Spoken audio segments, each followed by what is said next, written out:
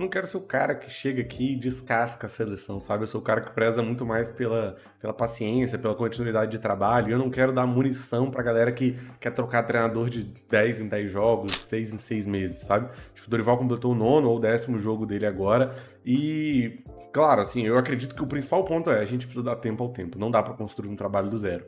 Mas o nosso trabalho aqui é analisar também. Então a gente tem que muitas vezes identificar aonde que o Brasil pode melhorar. Não é mais sobre por quem a gente vai trocar, mas onde que o Brasil pode melhorar e onde que a performance não tá legal.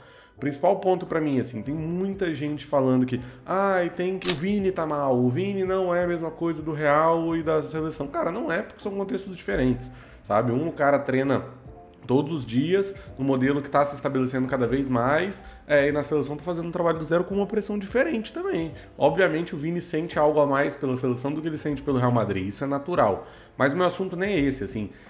Tem gente também que reduz e fala, a seleção não joga nada porque não tem o Neymar, porque não coloca um 9 como o Pedro machucou agora, ou como o Endrick. E assim, de verdade, eu também não consigo me apegar muito nesse argumento, porque a seleção não tem mostrado desempenho contra equipes que têm o elenco muito pior, assim. O Equador, por mais que tenha aí uma geração legal, né? Estupinhan, Hincapié, Moisés Caicedo, próprio Ener Valencia, mas tá anos-luz de distância da seleção. Eu também não caio no discurso fácil de que a geração é ruim. Pô, cara, a gente tem jogador de Real Madrid, de Barcelona, de Manchester City, de Liverpool, de N times, e tipo, mas não adianta o cara jogar na terceira prateleira da Inglaterra. Cara, mas assim, desses aí, eles estão começando a dar um salto maior. É o André, é o Paquetá, todos esses eles vão chegar lá, sabe? Eles vão chegar na primeira prateleira. E de novo, né? É muito injusto quando o Dani Olmo, o Nai.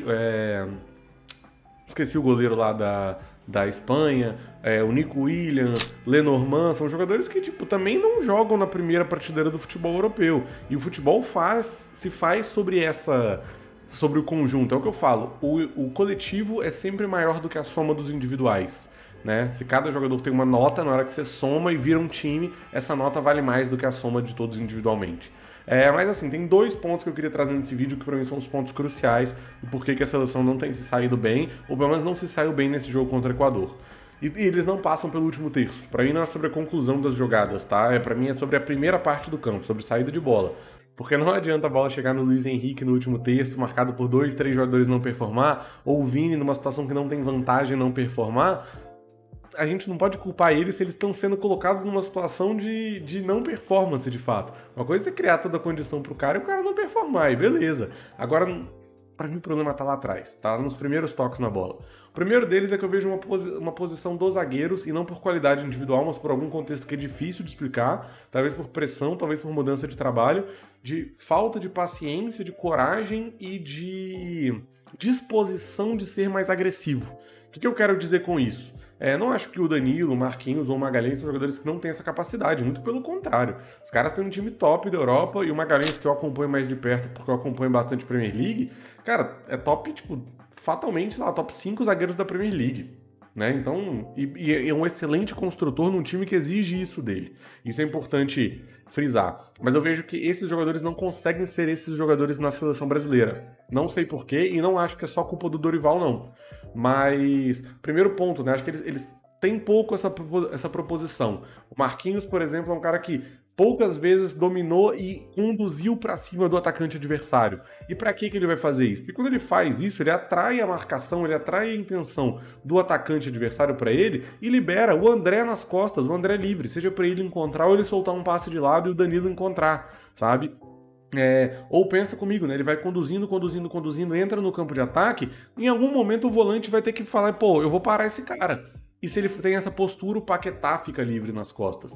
Então não é sobre a gente não ter o 10, não ter esse jogador imaginário que criam. É sobre a gente não criar condições para a bola chegar nos que a gente tem, sabe? E o Brasil jogou numa formação um pouco diferente, né? Jogou com um volante só, o André. Eu acho que o André propicia isso, é um cara que tem essa qualidade. E o Bruno Guimarães e o Paquetá nas costas, contra um Equador que jogou num 5-3-2. E esse 5-3-2, ele pesa muito a última linha, ele dificulta que o ponta receba com tempo e espaço, mas ele facilita que o lado do campo até o último terço seja facilmente ocupado, porque você tem 3 jogadores no meio que eles vão ter que ficar balançando de um lado para o outro, então é muito fácil você ganhar. Então, assim, se o primeiro ponto é essa falta de coragem do zagueiro conduzir, do zagueiro encontrar um passe de ruptura, o segundo ponto é sobre uma falta de circulação, uma circulação muito lenta da seleção brasileira. A bola tá lá na esquerda com o Arana, ao invés dele virar e encontrar o Danilo, enquanto o bloco tá todo balançado para um lado, ele solta a bola no Magalhães, o Magalhães no André, o André no Marquinhos, o Marquinhos no Danilo. Nisso, a marcação do Equador já balançou toda. Aí o Danilo não tem mais espaço, ou ele coloca nas costas da defesa, ou ele volta no Marquinhos, o Marquinhos dá no André, o André no Magalhães, e aí a defesa já balançou toda. Então, assim, pontos que eu quero trazer para esse vídeo, que eu acho que são os principais que a gente tem que destacar, e por isso que a seleção não vem performando tão bem. Falta de coragem na construção, de disposição de conduzir, de dar, e é o que a gente chama de conduzir para libertar, né? Eu vou conduzir, eu vou atrair e vou liberar o meu companheiro nas costas.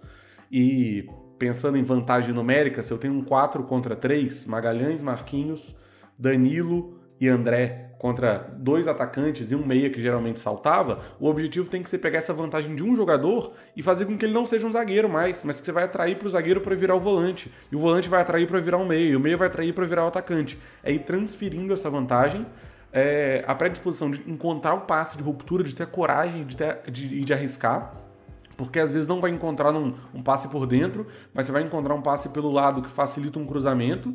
E esse ponto que eu comentei da circulação. O Brasil precisa circular mais rápido, colocar velocidade, fazer o jogo andar. Acho que é isso que é o ponto principal desse vídeo que eu queria trazer. Vamos criticar, mas vamos saber o que criticar. Não adianta criticar o Vini, porque o Vini não encontrou 6 dribles no jogo. Cara, ele recebeu a bola de costas. Não adianta o Arana dar um passe para ele, vai receber de costas, tomando pressão. Ele não vai girar toda hora e ganhar tudo. Mas não botou o Endrick. Cara, a bola não chegava lá. Eu acho que a partir disso aí criando mecanismos para o Brasil evoluir. Mas que esse vídeo, por favor, não vire insumo pra galera jogar pedra no Dorival, mas pra gente monitorar, claro, criticar o que é pra ser criticado e prestar atenção pros próximos jogos da seleção, inclusive Brasil e Paraguai é o próximo jogo. Se você quiser fazer sua fezinha, eu não tô lá muito otimista pro que tá pra vir desse Brasil e Paraguai, por mais que o Brasil tenha goleado o Paraguai na Copa América. Acho que a vitória do Brasil é a tendência, me parece um Dorival que cada vez mais prioriza para ganhar e nitidamente por toda a cera que o Brasil fez no jogo de ontem.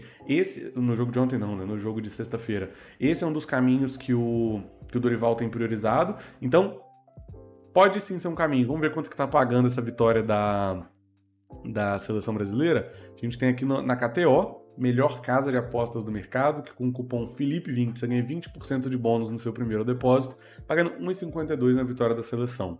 Jogo lá no Paraguai, esse conservadorismo do Dorival para procurar mais a vitória do que o desempenho pode ser um caminho legal.